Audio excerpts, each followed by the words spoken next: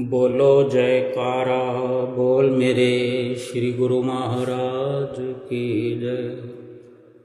वंदो चरण सरोज गुरु मुद मंगल आगार। जैसे वत नर होत है भव सागर से पार। गुरु जी के सुमिरन मात्र से नाशत विघ्न अनंत। तासे सर्वारंभ में ध्यावत हैं सब संत। संसार में रहते हुए इंसान इतना समझदार तो है कि उसकी ये कोशिश रहती कि कभी कुछ प्राप्त करना हो, कुछ खरीदना हो, पैसा खर्च करके कुछ भी लाना हो, तो वो चाहता है कि कोई असल वस्तु मिले, असली चीज मिले। कोई प्लॉट खरीदना हो, मकान खरीदना हो, सोना खरीदना हो, तो वो गुणवत्ता का पूरा ख्याल रखते हैं। बल्कि ये देखते हैं कि जो पैसा खर्च किया जा रहा है उसके एवज में कहीं मैं असल चीज से भटक तो नहीं रहा, मेरे साथ धोखा तो नहीं हो रहा, कहीं पछताना तो नहीं पड़ेगा, कोई दुख उठाना तो नहीं पड़ेगा। उसके लिए जिसको भी समझने के लिए बीच में लाना पड़े, किसी से राय लेनी पड़े, किसी का मार्गदर्शन चाहिए, कोई जमीन के कागजात हों उसको वकील को दिखाएंगे, किसी सलाहकार से बात करेंगे। क्योंकि बाद में पश्चाताप हो, दुख हो, इससे अच्छा है कि कम से कम ये खोजबीन पहले होनी चाहिए कि मैं क्या खरीद रहा हूं, वो ठीक है या गलत है। और जो आंख बंद करके चलते रहते हैं और देखते हैं, आज इस दुनिया के अंदर 20-20, 30-30 साल पुराने मकान जमींदोज कर दिए जाते हैं कि ये गलत जगह पर बना हुआ है। लोग रोते चिल्लाते रहते हैं, घर से बेदखल कर दिया जाता है। देखते देखते मकान को मिट्टी में मिला दिया जाता है। 2 मंजिला, 3 मंजिला, 4 मंजिला, 5 मंजिला मकान भी हो, शोरूम हो, बस्तियां की बस्तियां उजड़ जाती। थोड़ी सी भूल, थोड़ी सी लापरवाही कि अगर किसी जगह पर, सरकारी जगह पर कब्जा कर लिया है, अतिक्रमण कर लिया है हमने, और फिर उस पर काफी खर्चा हमने लगा दिया। आज कब्जा करते वक्त हमारे पास अधिक धन ना हो तो सोचते हैं कि मुफ्त में ये जगह खाली पड़ी है, लोग आकर रह रहे हैं, हम भी रह लेते हैं, थोड़ा बहुत कंस्ट्रक्शन कर लेते हैं। आने वाले वक्त में हमारा समय बदलता है, कमाई होने लग जाती है, हम उस जगह पर एक बड़ा बंगला बना लेते हैं, जैसा कमाते हैं उस पर लगाते रहते हैं। ये ख्याल दिल से निकल जाता है कि हमने किसी जगह पर कब्जा किया है। सोचते हैं कि सब बना रहे, अब तक नहीं हुआ तो अब क्या होगा। लेकिन फिर ऐसा दिन आ जाता है कि सारे जीवन की कमाई मलबे में तब्दील हो जाती है। कितना दुख होता होगा उस वक्त। छोटे छोटे बच्चे सहित घर से बाहर कर दिए जाते हैं। और जिनके पास कुछ अधिक व्यवस्था नहीं है उनको तो केवल अपना झुग्गी झोपड़ी हो उससे ही बहुत तकलीफ हो जाती है। भाव कहने का इतना ही है कि ये एक जीवन स्तर की बात है कि कितने सालों की मेहनत जो है वो मिट्टी में मिल गई। अगर ये इंसानी जीवन, ये मनुष्य शरीर कई सालों की मेहनत नहीं है, कई लाखों जन्मों की बुनियाद पर खड़ा हुआ है। लाखों जन्मों के पुण्य फल देने को आते हैं। परमात्मा की कृपा होती है तब ये मानुष जीवन मिलता है। अब मानुष जीवन में ज्ञान प्राप्त होता है, बुद्धि अकल मायने रखते हैं। 84 लाख योनियों के तो इस प्रकार से समझने समझाने का कोई भगवान ने उनको रास्ता दिया नहीं, कोई विवेक दिया नहीं। लेकिन मनुष्य जीवन में तो सब कुछ है। आज इस दुनिया में जितनी तरक्की देख रहे हैं सब इंसानी शरीर के कारण है, मनुष्य जीवन के कारण है। या कोई कुत्ते बिल्लों ने, गधों ने, घोड़ों ने, हाथियों ने, सांप ने, बिच्छू ने कोई संसार में तरक्की कर ली हो। मनुष्य जीवन के अंदर ही ये संभव है। तो बड़ा लाभ मनुष्य जीवन का यही है कि मनुष्य जीवन में अगर ज्ञानवान होकर के, समझदार होकर के असल और नकल का भेद न समझा जाए, असल से गाफिल रहे, स्वयं अपने आप को न जान सके कि मैं शरीर हूँ, मेरा असली स्वरूप, मेरा असली रूप ये शरीर ही है या कुछ और है। यही संत महापुरुष समझाते हैं, बताते हैं कि जो है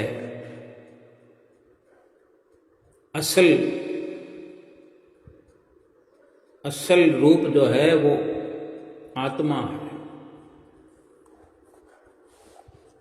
शरीर जो है यहाँ मिला हुआ है, आत्मा को रहने के लिए शरीर मिला हुआ है। आत्मा जब तक जितने समय के लिए इस दुनिया में रहने के लिए आई है तब तक ये शरीर आत्मा के शरीर में रहते हुए ये शरीर काम करता रहेगा। बाकी तो फिर ये शरीर जो है मिट्टी में मिलने वाला है। जिसने अपने असल स्वरूप को जान लिया, जिसने अपने ओरिजिनल स्वरूप को जान लिया, समझ लिया कि मैं क्या हूँ, मैं कौन हूँ, क्या करने के लिए आया हूँ, तो उसने मनुष्य जीवन का लाभ उठा लिया। इतने कदर और कीमत का ये जीवन है कि 84 लाख योनियों में भी बड़ी मुश्किल से एक बार मिलता है।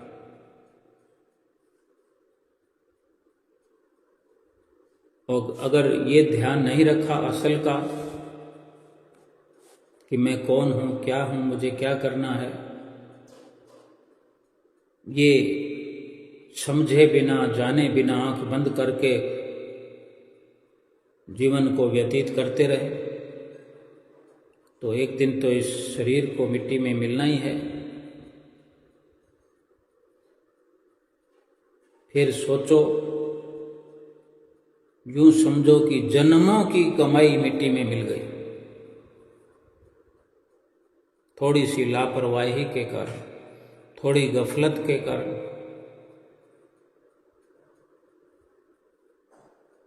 और जिसने संसार में रहकर संसार की असलियत को समझ लिया, संसार के रूप को समझ लिया, अपने शरीर की असलियत को जान लिया, ये शरीर मिट्टी का है, मिट्टी में मिलेगा, असल स्वरूप तो आत्मा है। जो अपनी आत्मा में स्थित रहा वो समझो कि इस जीवन की बाजी को जीत गया। और वास्तव में यही समझना क्या कि ये दुनिया क्या है, सुख क्या है, दुख क्या है, और कैसे समझा जाए, ये महापुरुष समझाते हैं। ये समझने की नितांत आवश्यकता हम सबको ये समझना है, ये जानना है, ये मानना भी है। और यही मान लेना चाहिए कि ये दुनिया जो है अब दल दल बनने वाली है, दल दल बनती जा रही है। जो वक्त बीत गया, जो समय गुजर गया, उसका बिल्कुल भी चिंतन न करके, विचार न करके, अब से यही विचार पक्का करना है कि अब ये दुनिया दल दल बनती चली जा रही है। अब ये मान लेना है कि इस दुनिया में केवल दुख ही दुख बाकी रह गया है। फिर भी अगर सुख की कोई किरण दिख रही है, अगर लग रहा है अभी भी कि सुख मिलेगा, सुख दिख रहा है, तो ये मान लीजिए कि वो दुख में परिवर्तन होने वाला है, वो सुख भी दुख बनने वाला है। इसलिए अब हमको, इसलिए अब मुझे इस दुनिया में रहकर दुनिया से न्यारा हो जाना है। गुरुमुख प्रेमियों, यही तरीका है बार बार अपने मन बुद्धि को उस पुरानी दुनिया से निकालकर अपने अलग ओरिजिनल स्वरूप में स्थित होकर के परमात्मा को याद करना, सतगुरु को याद करना, सतगुरु का ध्यान करना, ताकि हम और आप अपने असल ओरिजिनल स्वरूप को स्वतः ही अनुभव कर पाए। दुनिया में तो सुख देख लिया, खंगाल लिया, लेकिन यकीन न कर पाए अभी तक भी। इसलिए संतों महापुरुषों के नजरिए से, वेदों शास्त्रों के वर्णनों से, समय समय पर अवतरित हुए महापुरुषों के वचनों से, उनके कथन से ये निर्णय अब अवश्य लेना है कि अपने असल स्वरूप को अनुभव में लाएं, उसकी पहचान करें।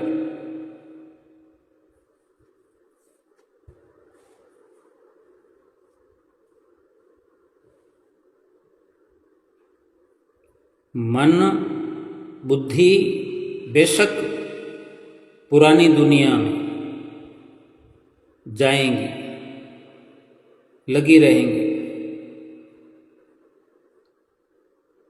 क्योंकि उस दुनिया से निकलना, मन और बुद्धि को निकाल कर लाना, ये जीव का अपना कार्य है। मन और बुद्धि पुरानी दुनिया में जाएंगे, परंतु हमें अटेंशन द्वारा अपने आप को असल स्वरूप में स्थित करना है। और ये भी जान लेना चाहिए, अब से हमको ये समझना चाहिए कि हमारा जो असल स्वरूप है, जिसको आत्म स्वरूप कहते हैं, अगर उस असल स्वरूप में हम स्थित हो जाते हैं, उसी को जानने पहचानने का हम ये एक नया कार्य कहें, नई सोच के साथ ये नई शुरुआत कहें, या ये नई दुनिया है। पुरानी दुनिया वो थी जो कि हम सुख ढूंढ रहे थे, सुख आज तक मिला नहीं। जो जो भी सुख हमने माना, जिस जिस को सुख समझा, जिस जिस वस्तु में सुख समझा, सब के सब दुख स्वरूप होते गए, दुखों में परिवर्तन होते गए और दुख बनकर हमारी झोली में आया। इसलिए अब ये यकीन करना जरूरी है कि इस दुनिया में दुख ही दुख है, दुख के अलावा कुछ भी नहीं। और जो सुख अब नजर आता है, अब भी आस है, तो समझ लो कि वो भी बाकी इतने सारे जो दुख प्राप्त हुए, ये सुख भी दुख में ही परिवर्तन हो जाएगा, हमारी झोली में दुख बनकर ही गिरेगा। इसलिए इस पुरानी दुनिया को, इस पुरानी दुनिया नाम दे करके इससे न्यारा होने की जरूरत है, न्यारा हो जाना है। और वो दुनिया देह रूप में, शारीरिक रूप में हमें सुखों वाली नजर आती थी। हम बाहरी नजरिए से, बाहरी आंखों से, चम दृष्टि से देखा करते थे, समझा करते थे, अनुभव किया करते थे। अब जो नई दुनिया है वो भीतर की है। आत्म स्वरूप में स्थित होना, अपने ओरिजिनल असली स्वरूप में स्थित होना, वो आत्म स्वरूप जो है बाहर नहीं, हमारे शरीर के भीतर स्थित है। और क्यों इतना हल्का है, लाइट वेट है, लेश मात्र भी वजन नहीं है, बोझ नहीं है। जैसे कि स्थूल रूप में कभी कहीं आत्मा आत्म स्वरूप, आत्मा की जानकारी बाहरी स्तर पर नजर नहीं आई, हमने बाहर अनुभव नहीं किया, बल्कि हमने तो ये जानने की कोशिश भी नहीं की कि हमारा असल स्वरूप जो है, असल जो पहचान है वो अंदर की ओर है, अपने भीतर है। कभी इस प्रकार से सोचा नहीं, समझा नहीं। अब चूंकि हमने नई दुनिया स्थापित कर ली है, अपने असली स्वरूप में हम स्थित हो गए हैं, बिल्कुल हल्का, ये हमारा असली स्वरूप है, साफ सुथरा है, सुख देने वाला है, उसके ख्याल मात्र से ही सुख मिलता है। जैसे संसार के झूठे सुखों के ख्याल मात्र से ही दुख की उत्पत्ति होती है। ठीक से कोई किसी भी प्रकार समझ सकता है, मकान, बिल्डिंग, बंगला बनाने की इच्छा, ख्वाहिश रखते हैं, शुरुआत करते हैं तो दुखों की झड़ी लग जाती है। कहीं ना कहीं जब गहराई से विचार किया जाएगा तो अंत में नतीजा वही निकल करके आएगा कि जो हमने सुख का एक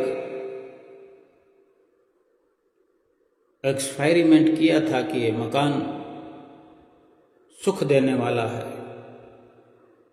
एक दिन ऐसी हालत हो जाएगी, मकान कितना काम आएगा हमारे, ये तो ठीक से कहना मुश्किल है। जिस बंगले को, जिस मकान को, जिस घर को बड़ी उम्मीदों से इंसान बनाता है, एक वक्त आता है कि कभी सोचा नहीं होता कि उसी मकान में वो इंसान ऐसी हालात में पड़ा होता है जो कभी सोचा नहीं। और ये ख्याल भी चल रहा होता है, अनेकों बार ये ख्याल आता है। जब ऐसी अवस्था आ जाती है, उम्र का एक ऐसा पड़ाव आ जाता है, उस मकान बंगले से बिछड़ने का ख्याल मात्र ही हमारा रोम रोम दुखी कर जाता है कि इस मकान को छोड़कर जाना पड़ेगा। अब सोचो कि ऐसे वक्त में ऐसा ख्याल आए कि ये मकान जो है सुख के लिए बनाया था, जीवन भर तो मकान में रहने का अवसर ही नहीं मिला, बनाते चले गए, धन खर्च करते गए, मकान को बनाने में धन कमाने के लिए बाहर ही बाहर रहे। विचार करके देखो कि कोई भी इंसान जो कमाई करने वाला है, कितने घंटे मकान से बाहर रहता है और कितने घंटे मकान के अंदर रहता है, और मकान के अंदर रहकर भी ये कितनी सोचने वाली बात है कि मकान के अंदर, अपने बंगले के अंदर रहकर भी कितना लाभ उठाता है। मखमली गद्दों पर बैठकर सोकर भी जाने कितनी चिंताओं में गिरा रहता है इंसान। फिर सोचो, जिस सुख को जानकर इसको बनाया गया वो तो इसमें कभी मिला ही नहीं, और फिर इसको छोड़ जाने का ख्याल मात्र ही इंसान को, जीव को दुखी कर देने वाला होता है। ऐसे ही जितने भी दुनिया के सामान हैं, दुनिया के रिश्ते हैं, इसी प्रकार से दुखी ही कर देने वाले हैं। लेकिन ऐसा तो है नहीं कि अगर दुखी करने वाले हैं तो उनसे, रिश्तों से कोई संबंध ना रखा जाए, किसी सामान को खरीदा ना जाए, मकान बनाया ना जाए या धन कमाया ना जाए। किसी भी प्रकार की मनाही नहीं है।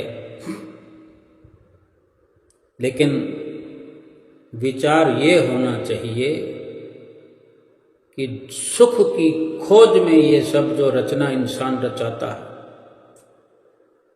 एक रचना तो भगवान ने रचा दी है। इस संसार को जो रचाया है ये भगवान की रचना है। इस संसार में सुख भी है, दुख भी है। कहने को कहा जाता है कि संसार तो दुखों का घर है, लेकिन संसार में सुखी होने का संदेश भी तो संत सतगुरु हमें दिया करते हैं। वो इसी संसार में ही रह करके पाया जाता है। युक्ति समझाते हैं, तरीका बतलाते हैं। वो यही है, अपनी आत्मा में स्थित हो जाओ, आत्म स्वरूप में स्थित होकर के मकान बनाओ, मकान में शरीर को रखो। हम मकान अपने शरीर के अंदर रख लेते हैं, उन रिश्तों को अपने शरीर में बसा लेते हैं, मन में बसा लेते हैं, उन सामानों को अपने विचारों में बसा लेते हैं। हर प्रकार से मन मस्तिष्क में एक साथ खिचड़ी पक जाती है। अब घर में 4 लोग हैं, 6 लोग हैं, मकान बनाते वक्त योजनाबद्ध तरीके से बनाया जाता है, बंगला बनाया जाता है, कमरे बनाए जाते हैं, ड्राइंग रूम बनाया जाता है, किचन बनाया जाता है, कुछ सुविधा बढ़े उसके लिए ऊपर दूसरे फ्लोर में व्यवस्था होती है। जैसा भी हो, एक मापदंड होता है कि हम इतने लोग एक साथ रहने वाले हैं, और जो परिवार आगे बढ़ने वाला है उसका भी कुछ कुछ ख्याल रखा होता है। फिर भी अगर एक व्यक्ति बढ़ जाता है तो उसका एडजस्टमेंट हो जाता है, कुछ ना कुछ अंडरस्टैंडिंग बन जाती है अपनी, क्योंकि वो भी बाकी सब लोगों की तरह अपना करके ही आता है। उसको हम अपनाते हैं और वो हमें अपनाता है, चाहे किसी बच्चे का आना हो या घर में बहू का आना हो। लेकिन अगर 5-7 लोगों का एक साथ रहना हो और वहाँ पर 10 लोग रहने के लिए और आ जाए, तो क्या ये सिलसिला रोज के लिए सुख देने वाला साबित हो सकता है?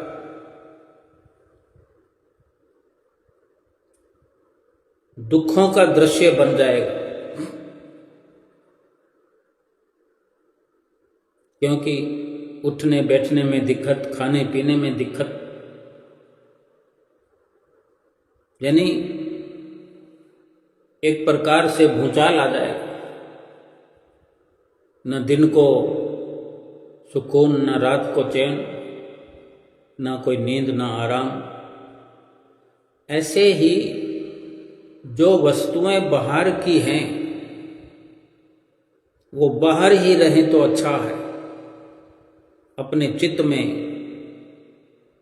अपने मन में, अपने विचारों में अगर दुनिया भर के ख्याल, दुनिया भर के विचार अगर हम भरने लगेंगे तो फिर सुख नहीं मिल पाएगा। इससे अधिक बेहतर यही है कि जैसे महापुरुष फरमाते हैं कि जो अपनी खुद की एक नई दुनिया स्थापित करता है, संतों महापुरुषों के कथन के अनुसार, कि अपने शरीर में जो कि हमारा असली स्वरूप नहीं है, इसमें स्थित न होकर के अपने आत्म स्वरूप में स्थित होकर के रहना है।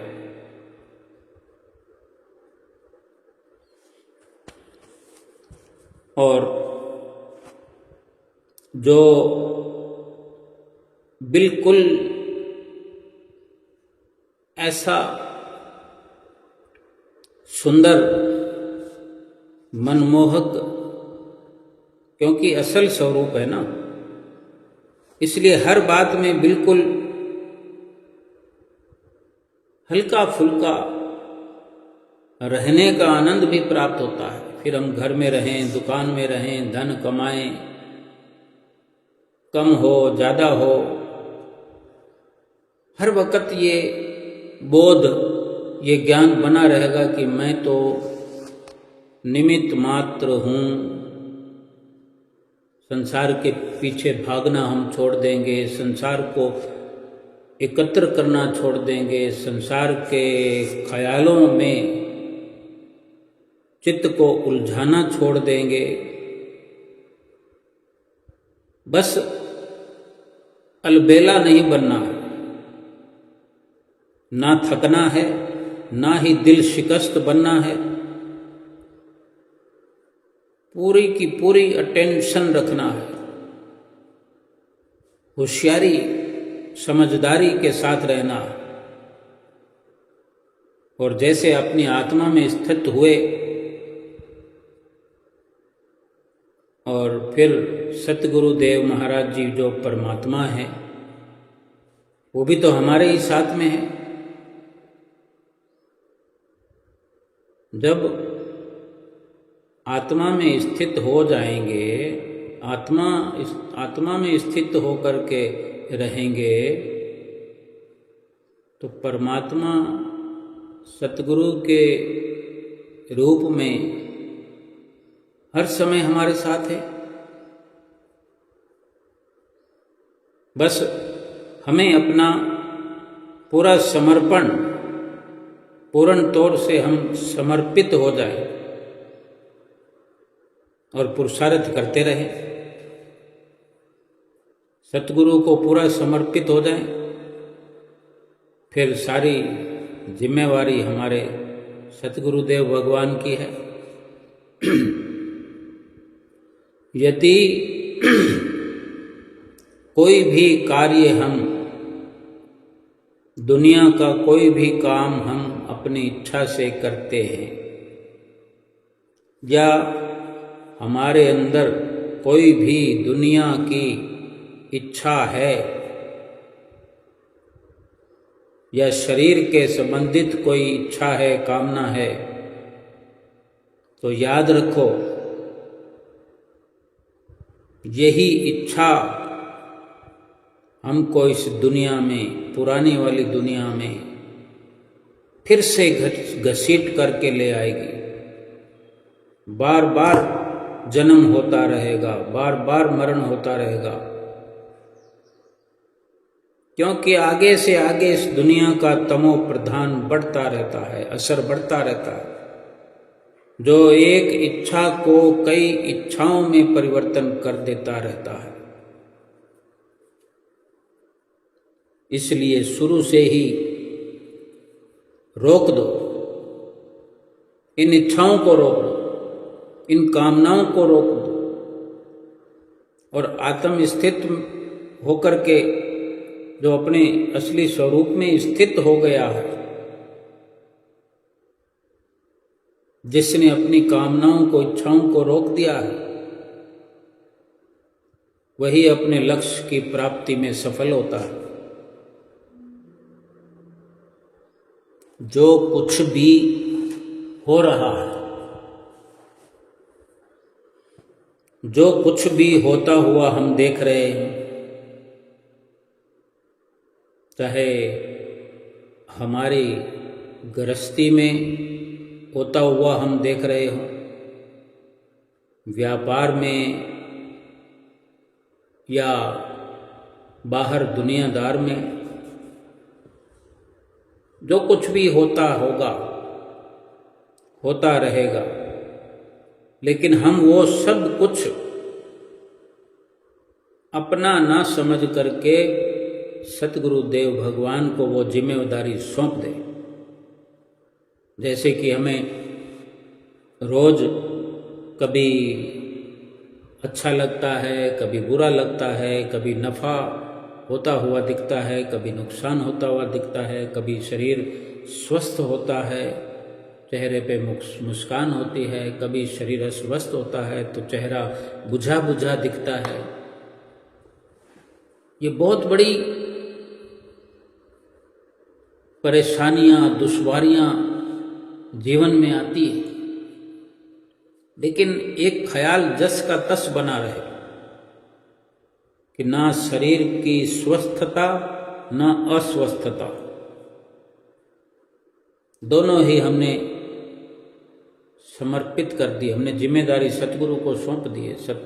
स्वस्थ रहूं अस्वस्थ रहूं आपका हूं, आप जानो।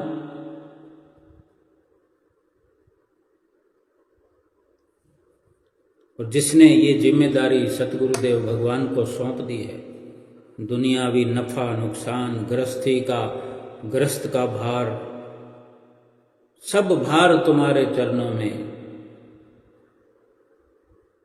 अब जीत तुम्हारे चरणों में और हार तुम्हारे चरणों में, अब सौंप दिया हर भार तुम्हारे चरणों में। ये बहुत बड़ा जीवन का गहरा लाभ है कि जो बच्चा माता पिता को अपनी जिम्मेवारी सौंप करके रखता है, बड़े बड़े बच्चे भी शादीशुदा होने के बाद भी अपनी बागडोर माता पिता के हाथ में रखते हैं, उनको अधिक परेशानियां नहीं होती, और माता पिता कभी गलत एडवाइस नहीं देते,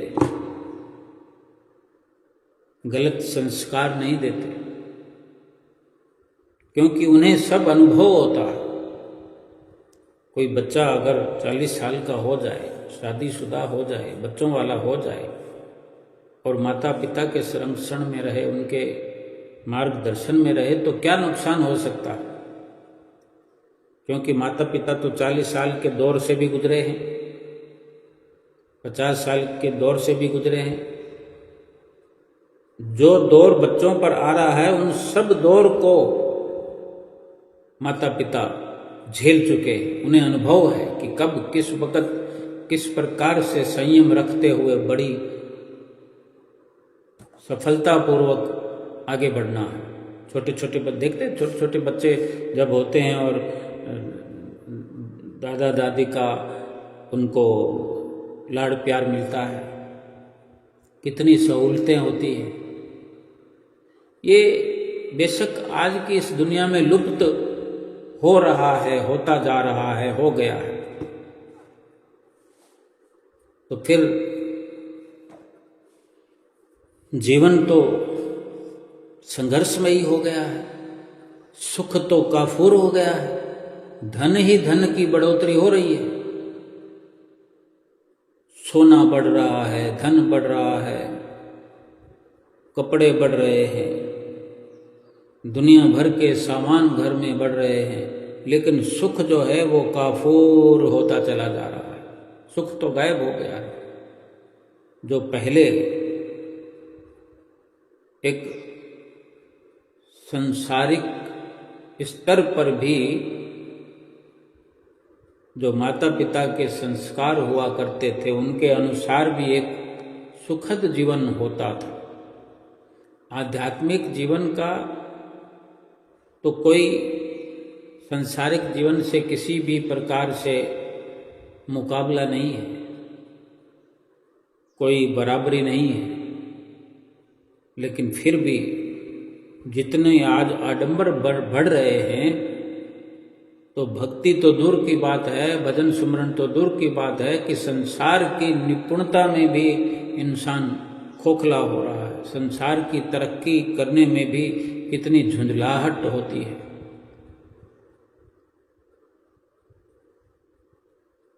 हम आज कोई 50-60 साल की उम्र में अगर हैं, 40 साल की उम्र में हैं, तो हमारे भाई बहन देखो कितने हैं। और आज अगर हम अपने आगे